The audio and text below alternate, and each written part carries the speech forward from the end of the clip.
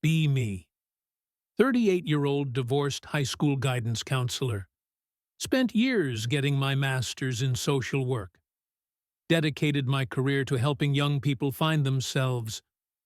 Work at suburban high school. Mostly rich kids with problems they invented. Or real kids with problems they hide. Either way, I try to help. Been divorced for 4 years now. Husband left because I was never home. Always at school events or conferences. Irony is not lost on me. Spent so much time saving other people's kids, forgot to save my own marriage. Whatever. That is another story. This story is about Marcus, senior at our school, football player. Good grades, surprisingly. Quiet kid. Teachers flagged him for behavioral issues. Apparently, he got into an argument in class. Told his English teacher she was wrong about a book. Teacher called it aggressive and confrontational. I pull his file. Nothing special. Single mom. Works 2 jobs. Younger sister he picks up from elementary every day. Football scholarship applications pending. Schedule a meeting with him. He comes in looking like he expects detention. Sits down. Arms crossed. Classic defensive posture. I start soft. Just want to talk about what happened in English class. He shrugs. Says it was nothing. Explain that Mrs. Patterson felt threatened. His eyebrows go up. Threatened by what? I said a book was about something different than what she said. I nod sympathetically. Tell him sometimes women in authority feel undermined when challenged, especially by young men, that there are power dynamics at play. He stares at me. So I am not allowed to have a different opinion. Because I am a guy, I clarify. It is about how you express that opinion. Tone matters. Impact over intent. He leans forward. I raised my hand, waited to be called on, said I thought the book was about guilt, not redemption. She said I was wrong. I said I disagreed. That was it. I write something in my notes. He watches me write. What are you writing? Just observations, I say. He looks uncomfortable now. I ask about his home life, trying to find the source. Anger often comes from somewhere. His jaw tightens. My home life is fine. I help my mom. I take care of my sister. I work weekends at the grocery store. Is that what you wanted to hear? I write more notes. He is getting agitated. Proving my point, maybe. Tell him I am not the enemy. Just trying to help. He laughs. Help with what? I disagreed about a book. Explain that patterns matter. This was flagged because it fits a larger concern. Young men often struggle to accept female authority. I just want to make sure he has the tools to navigate that. He goes quiet, stares at the motivational poster behind my head. It says, "Believe in yourself," with a stock photo of a mountain. Then he asks, "Have you read the book?" Of course I have not. It is not relevant to my role. I am here for the emotional landscape, not the academic one. I say I have not, but that is not the point. He nods slowly. So you are telling me I was wrong about something you have not read. I explain again. It is not about being wrong. It is about how disagreement lands, how it makes others feel. He stands up. This is insane. I came here because a teacher felt bad that I had a different opinion. And you are acting like I committed a crime. I ask him to sit down. Tell him this reaction is exactly what we need to work on. He shakes his head. Leaves my office. I document the interaction. Note his resistance to guidance, possible authority issues. Recommend follow-up sessions. Talk to Mrs. Patterson after school. She seems relieved someone is taking it seriously. Says boys like Marcus think they know everything. Need to learn to listen. I agree completely. We bond over shared frustration. The burden of educating young men. She offers me a cookie from her desk drawer. Oatmeal raisin. I accept, even though I hate oatmeal raisin. Next week, I get an email. School board member wants to discuss something. I assume it is about budget cuts. Always budget cuts. Show up to the meeting. Marcus is there. So is his mother. So is the principal. Oh no.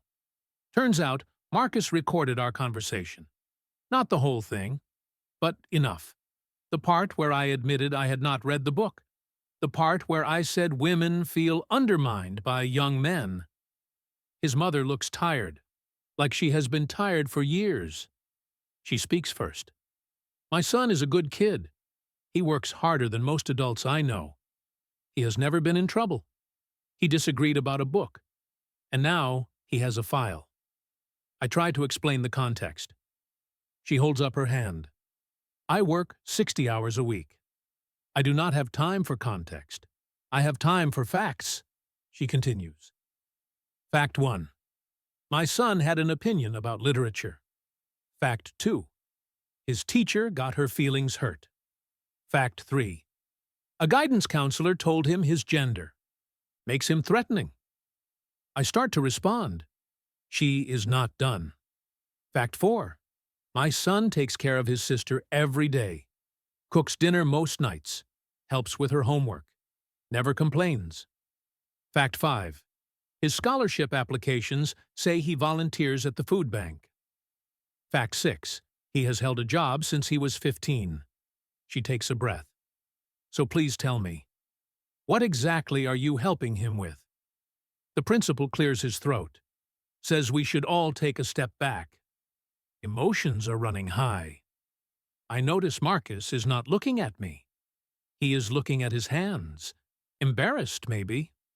Or just tired like his mother. I try a different approach. Say I only wanted to make sure he had the emotional tools. That young men often struggle with female authority. That statistics show. His mother cuts me off. Statistics. My son is not a statistic. He is a person. Sitting right here. Have you asked him anything about himself? I think back. I asked about his home life, in the context of finding the source of his anger. Anger he apparently did not have. She continues.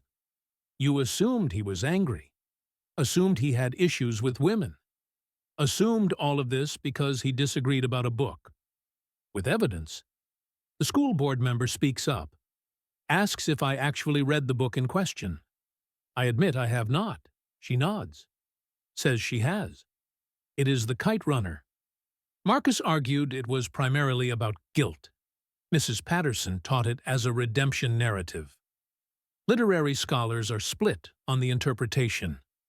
Marcus was not wrong. He was not even aggressive. He was participating. I feel my face getting hot. Marcus finally speaks. I just wanted to talk about the book. I liked the book. I had something to say about it. I do not understand why that is a problem.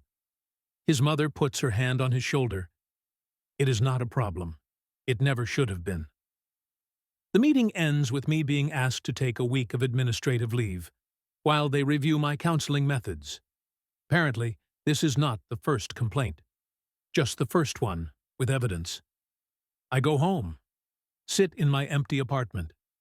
Think about what happened. I was so sure I was helping. So sure I understood the dynamics. Young men and power, aggression and authority. All the workshops had taught me to see it. But Marcus was just a kid who liked a book. A kid who helps his mom.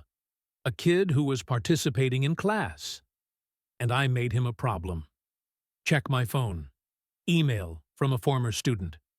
Girl I counseled 2 years ago about her anxiety. She says she is doing better. Wanted to thank me. I should feel good about that. Instead, I wonder, did I actually help her? Or did I just fit her into a framework too? Spend the week reading. The Kite Runner first. Marcus had a point, actually. Guilt is the engine of the whole narrative. Redemption is questionable at best. Then I read some of the other books I never finished. Ones students mentioned, ones I dismissed because they were not relevant to emotional landscapes. Start to realize something. I had theories about young people, but I did not know any of them. Not really. I knew categories: angry young men, anxious young women, troubled teens, at-risk youth, labels that let me feel like I understood, without having to actually understand. Administrative leave ends. I go back. Different now, maybe. Trying to be. See Marcus in the hallway. He nods at me. Just a nod. I nod back. Later I find out he got his scholarship. Full ride to state school. Going to study engineering. His mom cried, apparently. First in the family to go to college. I did not help with any of that. I almost heard it, actually. A file with behavioral concerns could have tanked his applications if his mother had not fought back. Think about all the other Marcuses, the ones without mothers who fight back, the ones whose files grow and grow, labels stacking up, aggressive, confrontational, authority issues, problem child. How many of them were just kids with opinions? Kids I turned into problems because I was so sure I knew what I was seeing. Start changing how I do things. Asking more questions. Making fewer notes. Actually listening. Not listening for symptoms. Just listening. Kid comes in. Teacher says he has anger issues. I ask what happened. He says he slammed his locker. Why? Because his parents are getting divorced. And his locker was stuck. I do not write that he has authority issues. I ask if he wants to talk about the divorce. He does. For an hour. Leaves looking lighter. No file. No behavioral concerns. Just a sad kid who slammed a locker. Old me would have seen a pattern. New me just sees a kid. Few months pass. I get better. Or I think I do. Hard to tell from the inside. Get invited to a conference. Topic is supporting young men in educational settings. I almost do not go. What do I know about that? I almost ruined one. Go anyway. Sit in the back. Listen to experts talk about masculinity, about how schools fail boys, about intervention strategies. One speaker says something that hits. The goal is not to fix young men. The goal is to understand them as individuals and trust them to fix themselves, if fixing is even needed. Think about Marcus. He did not need fixing. He was already doing everything right. I was the one who was broken. Conference ends. I go home. Write a letter to Marcus. Do not send it. What would I even say? Sorry, I almost derailed your life because you had a literary opinion. Sounds insane. Write another letter. To myself this time. About all the assumptions I made, all the frameworks I applied, all the kids I probably misunderstood. It is a long letter. School year ends. Marcus graduates. I watch from the back of the auditorium. His mom is in the front row. His little sister is bouncing up and down. He walks across the stage. Valedictorian, actually. Gives a speech about gratitude and hard work. Does not mention me. Good. Summer comes. I take a class on active listening. Sounds basic. It is basic. I clearly need basic. Learn that listening is not waiting to respond, not categorizing what you hear, just hearing, letting the other person exist in their own words. Realize I have never really done that. Not with students, not with my ex-husband, not with anyone. Always listening for something. Evidence, patterns, things that confirmed what I already believed. Fall semester starts. I try again. New students. New chances. Try to actually see them. Teacher sends me a kid.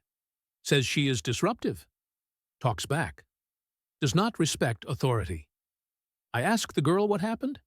She says the teacher mispronounced her name. 3 times. She corrected her. Now she is disruptive. I ask how to pronounce her name. She tells me. I practice until I get it right. She smiles. First time, apparently.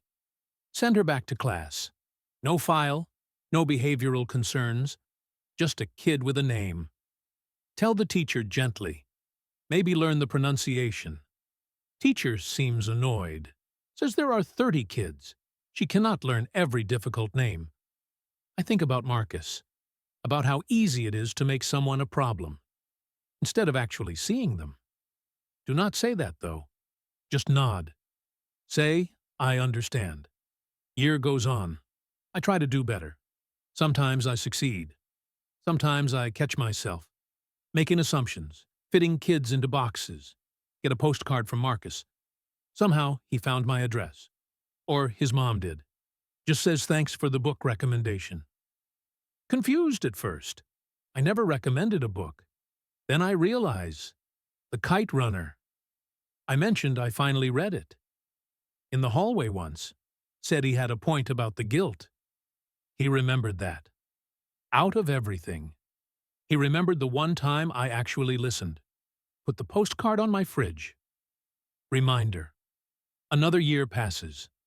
I am different now. Not perfect, but different. Still catch myself sometimes, seeing patterns that are not there, assuming I know what someone needs before they tell me. But I catch myself. That is the difference. Think about my ex-husband sometimes. Wonder if I did the same thing to him. Fit him into a framework. Instead of seeing him? Probably. Definitely. Too late for that. Not too late for the next thing, though. Get another difficult student. Boy, this time. Teachers say he is hostile. Does not participate. Probably has issues at home. I ask him to come talk. He looks suspicious. Sits down, arms crossed, classic defensive posture. I do not write that down. I ask him what is going on. He shrugs, says nothing.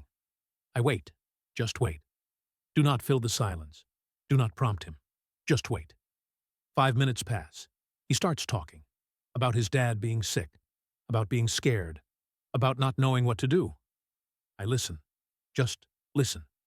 Do not take notes. Do not categorize. Just hear him. He talks for an hour. Cries a little. Apologizes for crying.